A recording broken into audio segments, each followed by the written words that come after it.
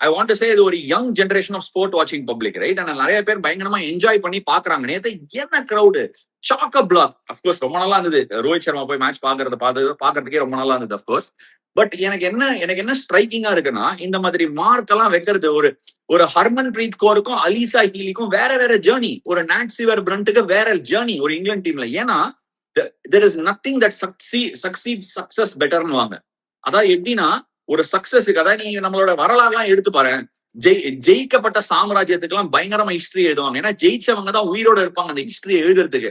தோத்தவங்களோட பெருமையை பேசுறதுக்கு ஆளுங்க ரொம்ப உயிரோட பாக்கி இருக்க மாட்டாங்க, ஏன்னா வார்ல தோத்துருவாங்க. இது என்னன்னா 2009 2025 நான் ஹர்மன் பிரீத் கௌர் பத்தி சொன்னேன்.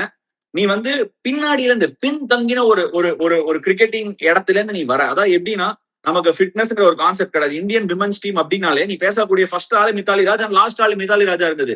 இன்னைக்கு அவங்கள தாண்டி ஒரு நாள் இத்தனை பேரை பத்தி பேச முடியுது. ஏன்னா இந்த மாதிரி இந்தியன் விமன்ஸ் டீம் விளையாடுதுன்னா அதுல ஒரு காலத்துல மித்தாலி ராஜ் பண்ண ஒரு ரோல் தான் வந்து இதுக்கு காரணம். இத்தனை பேர் இன்ஸ்பயர்டா விளையாடுறாங்கன்னா, நான் ஹைதராபாத்ல இப்ப கூட ஞாபகம் இருக்கு, ஒரு ரஞ்சி டிராபி கேம் பார்க்க போவேன்.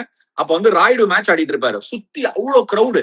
ஆனா எங்கேயோ ஒரு பெரிய டோர் ராய்டுவை சப்போர்ட் பண்றதுக்கு பெரிய டோர்ல இருந்து மித்தாலி ராஜ் பயங்கரமா பர்ஃபார்ம் பண்ணிட்டு வருவாங்க. ஆனா அவங்க நடக்கும்போது அது மித்தாலி ராஜ் நிறைய பேருக்கு அந்த கிரௌட்ல தெரியல. இன்னைக்கு மித்தாலி ராஜ் யாருன்னு தெரிய வைக்கிறதுக்கே இந்த மாதிரி ஒரு விக்டரி தேவைப்பட்டிருக்கு.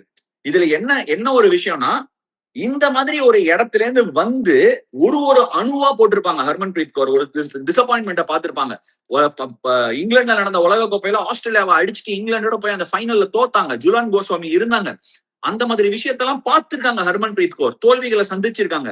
இந்த டோர்னமெண்ட் ஜெயிக்க முடியுங்கிற இடத்துல இருந்து தோல்வியை சந்திச்சிருக்காங்க. சோ டக்குன்னு வெளியில இருந்து நீ பார்க்கும்போது அவங்க போட்ட எஃபர்ட் எல்லாம் உனக்கு தெரியாது.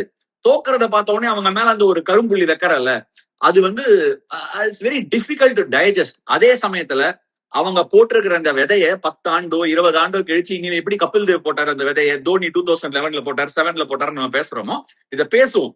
But that's the beauty of sport.